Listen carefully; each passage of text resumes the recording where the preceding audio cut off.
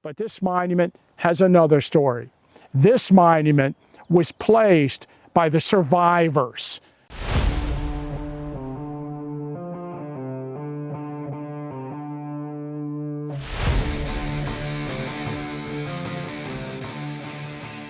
Hello, I'm Tim Smith with Gettysburg History, and welcome to another episode of Monuments Monday.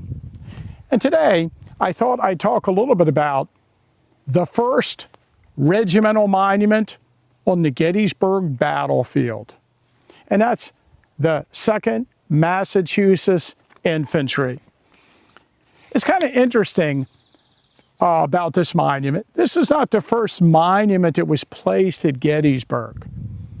There were other markers, but for the most part, those other markers honored men that had been killed in the battle.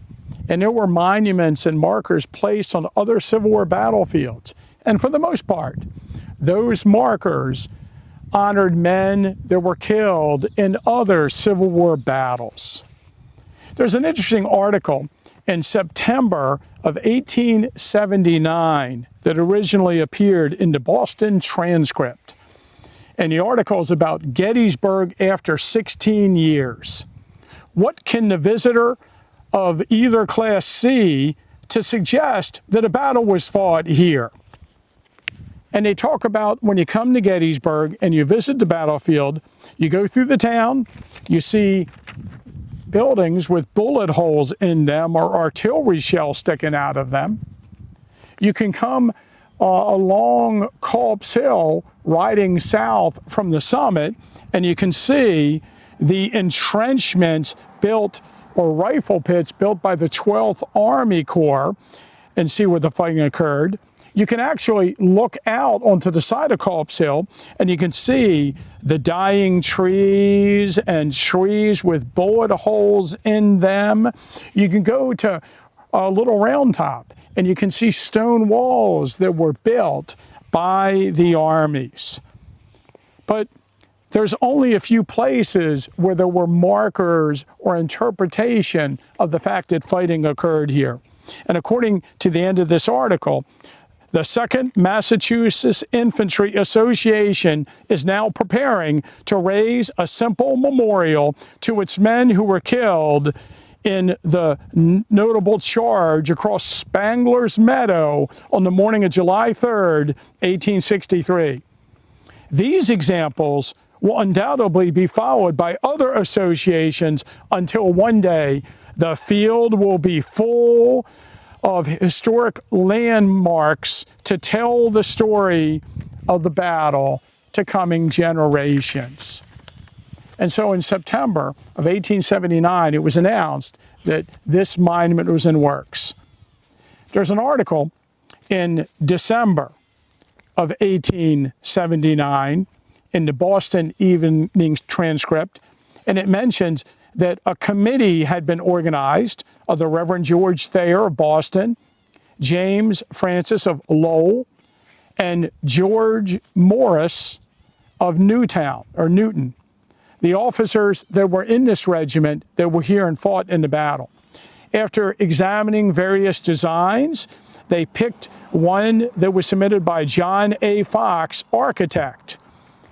And they came to Gettysburg, and they decided that it would be upon an immense boulder, which are conspicuous features of Culp's Hill, which formed the right of the Federal line where the regiment fought.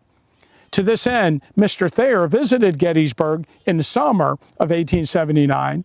He negotiated a purchase from the heirs of Spangler, who were the owners of the larger part of Culp's Hill and Spangler Spring, a well-known feature of the right of the line.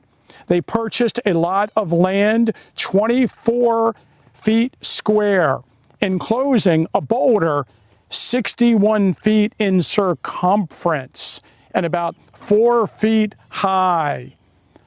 The monument is in the form of a section of a parapet.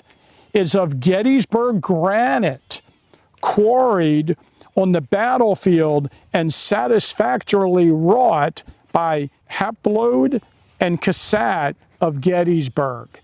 And it probably came from the quarry on the Taneytown Road near the house of Solomon Cassat, where local quarrying was done. Mr. Morse of the committee has had charge of setting the monument and has just returned from Gettysburg and reports the work complete. So, and on it, of course, says 1879. So the monument was placed here somewhere between October and December of 1879.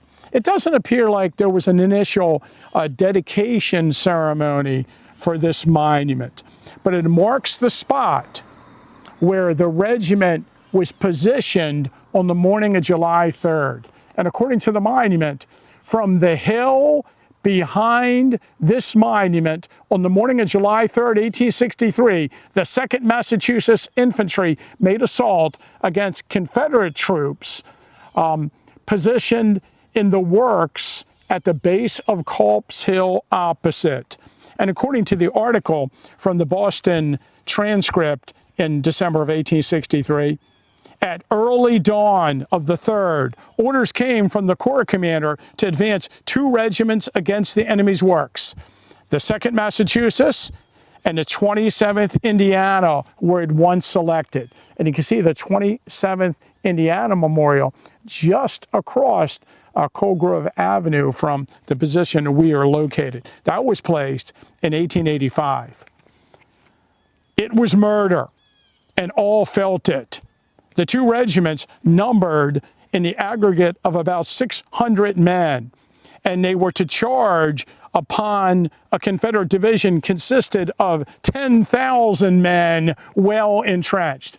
Well, that might be a slight exaggeration of the Southern numbers. The charge was made so impetuously that the middle of the swale was reached before the Confederates were fully aware of the movement. The gallant Colonel Mudge commanded the 2nd, fell early in attack while leading the regiment. 16 years have passed, and it is still a question whether the general or the aide who carried the order made a mistake. Each attributes it to the other, but that, like the charge at Balaclava and other military blunders, will always be a mystery. And I think it's interesting that they compare this to the charge of the Light Brigade, which also consisted of about 600 men. And they suffered basically the same percentage of casualties as in that famous charge. Now, on the back of the monument are the names of the men that died here. And sure enough, like other monuments, they honor the men that were killed at the Battle of Gettysburg. But this monument has another story. This monument was placed by the survivors to commemorate the survivors that fought here. And this was something new. And in a matter of years, other monuments would be placed around the Gettysburg Battlefield to honor not just the men who were killed here, but the men who survived.